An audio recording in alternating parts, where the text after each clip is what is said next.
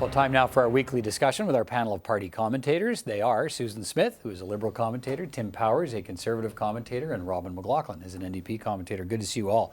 Let's start, I guess, with the big news of the day, and that is Justin Trudeau, the Prime Minister in Washington, to meet Donald Trump and congressional leaders. Susan, let me start with you.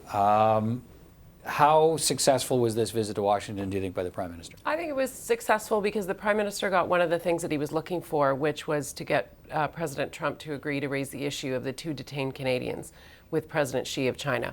So Trump is committed to it publicly. Let's hope he lives up to it. But Prime Minister Trudeau had said China was on the agenda. I'm sure there were many other items they talked about there, but he got that.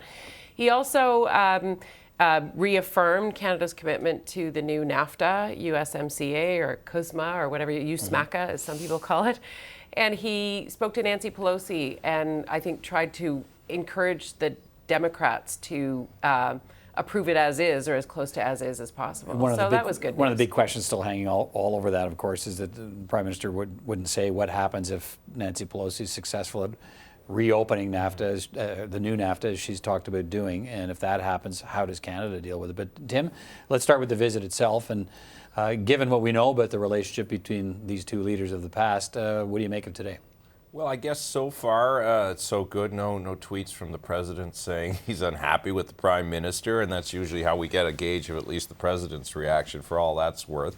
As Susan just said, the Prime Minister has said, and I think it's been reaffirmed by the White House, that the president will raise the issue of the 2 Canadians that are detained in China. What would be fascinating to know, and I don't think we got an answer during the press conference, is what's the trade-off here that Canada's prepared to make? The Prime Minister was asked directly by the Globe and Mail whether or not he had asked the president to drop the extradition request. Right. There was no answer, nor would I suspect we would get one. So it's a bit frustrating on one hand, I think, for some Canadians to see that the fate right now of these 2 Canadians may be in President Trump's hands. It is, Trump aside, though, it is important to have an American president articulating an ally's position. But with this president in this environment, you wonder how that will all work out. Robin, what do you think? Well, I wouldn't want, our diplomatic efforts to rest on a high wire tightrope walk for Donald Trump. And that's what this really is. It's a really delicate situation. Tim touched on it, that at the crux of the matter really is the extradition request. So China is not going to look simply because Donald Trump has made this request so fondly on it. Mm-hmm. They have some deep-seated trade issues in the United States. There's a trade war going on between China and the United States. So I think it's more, the fact that he's raising it is certainly, that was an objective for Canada. So that needed to happen. Yeah. But it's more about what the United States is willing to compromise on with China that's going to matter to our relations. In terms of Canada vis-a-vis USMCA, I think the meeting with Nancy Pelosi was much more important than Donald Trump. And I'm not really sure that Canadian interests, with respect, are what her priority is right now. They don't want to give Donald Trump a win, and they have genuine concerns about the agreement not going far enough in progressive asks. In some ways, I mean, maybe Canada, through the, if I can put it that way, the back channel of a president dealing with China on Canada's behalf, maybe puts, you've sort of touched on, maybe puts on the table what Canada maybe did or didn't ask in the meeting today, and that is, if Donald Trump, if you're doing a trade deal with China and you're going to bargain away the extradition process to get a trade deal, maybe you could do that now, just drop it now because it's penalizing Canada. So it occurs to me that if he raises the detained Canadians and China goes, yeah, we can fix the Canadian thing, drop the extradition process, China might actually be doing Canada's work for it. Well, the whole situation was caused by Donald Trump, or caused by the U.S. in this request for the extradition. Canada followed its commitments to international law and to its agreements with the U.S.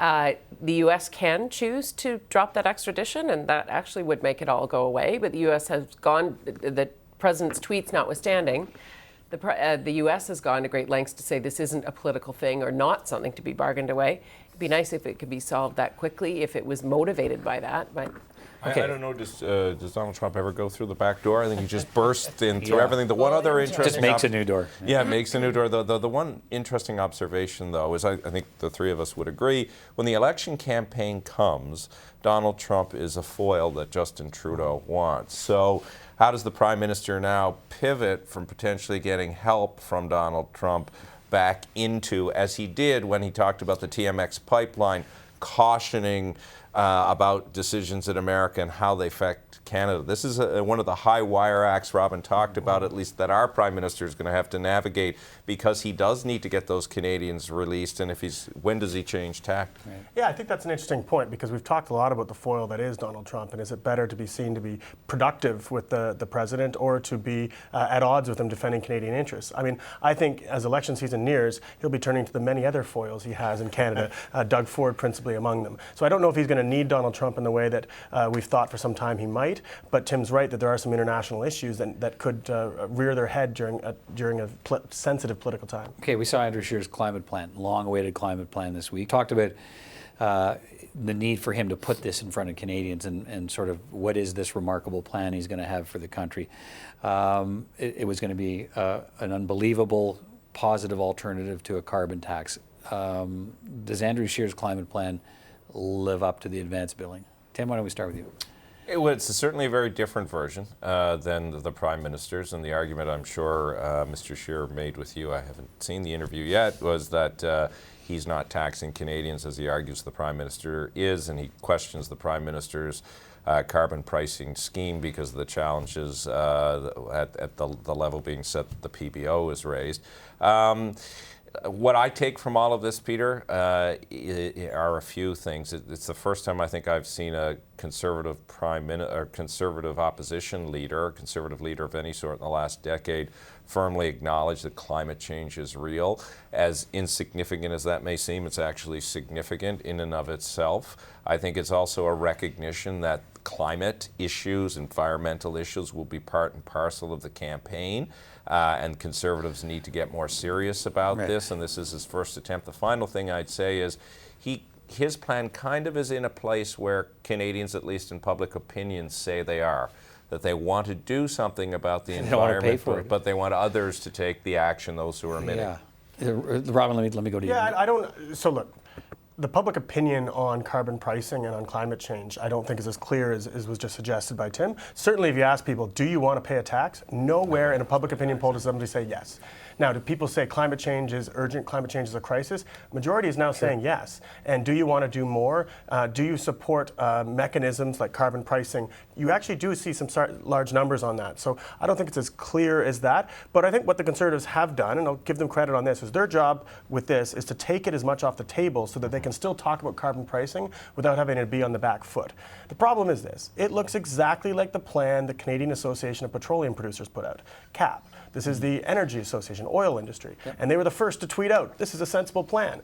That's probably not a good communication strategy if you want to be taken seriously on the environment. If you got together a bunch of market economists and said, what is the best way to come up with a plan to reduce this and not hurt the economy and hurt industry, it wouldn't be this. It would be some form of clear carbon pricing. So, Susan, are Liberals happy to have a battle over climate that says, yeah, we have a carbon tax, here's Andrew Scheer's plan, let's duke it out? Well, I think after 416 days, I think there's been a continuous count pressing Mr. Scheer for a plan. It's nice to have something specific to react to. I don't know that there is I think for ordinary Canadians, Mr. Scheer's plan is really confusing. And there's no numbers on it. There are very few numbers on it to address the reduction in emissions. There's nothing that's been sort of either costed out or counted out. And at least on the Liberal plan, whether people like a price on carbon or not, there's an actual impact that goes, and it's not the only measure. So it gives people something to focus on. Tim, I agree with you. The kind of opening paragraph it said that it's interesting to see finally that the Conservatives actually had to acknowledge that they recognize that climate change is an issue and humans contribute to global warming, et cetera, et cetera. They've had to go quite far. It's going to be an issue in the campaign. It's going to aggravate some people more than it's going to aggravate others, but you hear more and more that people want something to happen. It's whether they understand and buy into which side of the ledger it is. Okay, let's finish on this. The House Commons is wrapped up now for the summer. It may come back. It may come back to deal with the new NAFTA ratification process. We'll see where that is. But I want to get a sense of, looking back a little bit, Robin, on how would you characterize, we're now leaving the legislative part of the political process now and heading into an election campaign, essentially. Mm-hmm. So how would you characterize the 4 years we've had of Justin Trudeau, or almost 4 years? What stands out? What's the thing that Canadians should be thinking about now? Well, I don't think it was one story. I think it was a series of stories. And I think they're ending on probably the story that they really don't want to be ending on, and that is that they're just now coming out of a series of ethical crises that go as close to the Prime Minister as an opposition party would want you to. This is a party and a government that came into power with an excellent plan to brand themselves and to change the narrative in terms from the Harper years. And I'd say probably their best accomplishments were in that first 12 months. So they're going to talk about, even now you can hear on the kind of campaign style speeches, they're talking about some of the things they brought in Budget 2016, tax cuts for middle class as they frame them, and things around getting children out of poverty. Those were good policy initiatives. Those policy initiatives were achieved in 3 to 4 months. So I think that where they ran into trouble was the middle mandate, where they tried to do too many things with big consultations without actually results that hit the road. So I think they've managed to stop the bleeding. But the problem is what's still fresh in the Canadians' minds is this new image of Justin Trudeau. Not the Justin Trudeau, the climate crusader, feminist. It's Justin Trudeau, the kind of rigid, my team knows best approach to governing. Susan?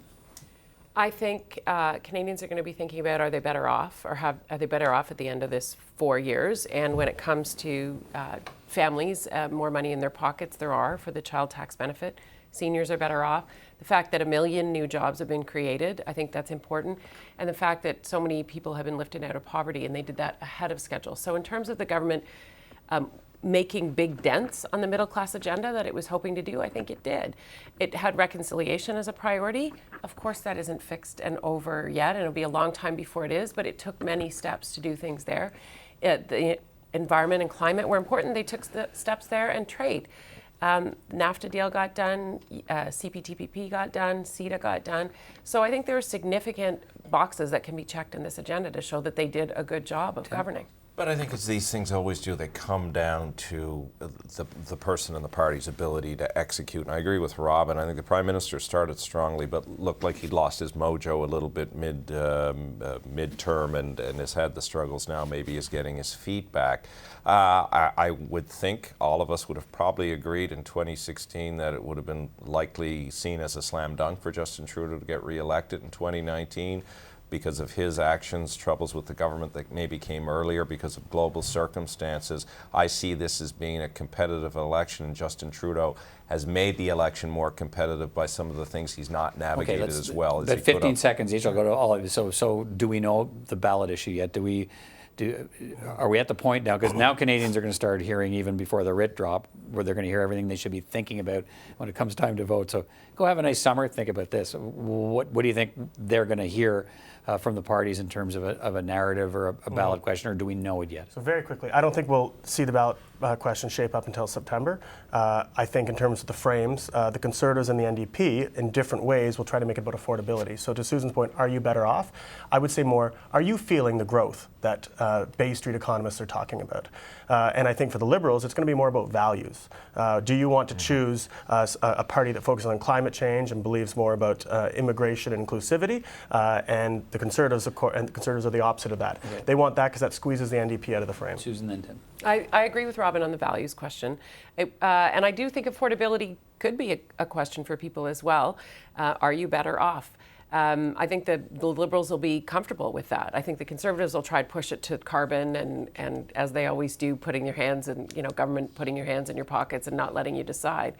But I think whether it's an issue of affordability and values, I think that's safe ground for Liberals to be on. Tim? I think the Conservatives, strangely, want the election to be about Justin Trudeau and the advertising they've been doing, not as advertised, not as promised, not as delivered, which is really quite fascinating because Trudeau was the biggest asset for the Liberal Party in 2015. He may still be, but he's been significantly damaged. I think the Conservatives want to have a bit of a referendum on whether Justin Trudeau is as he promised he would be.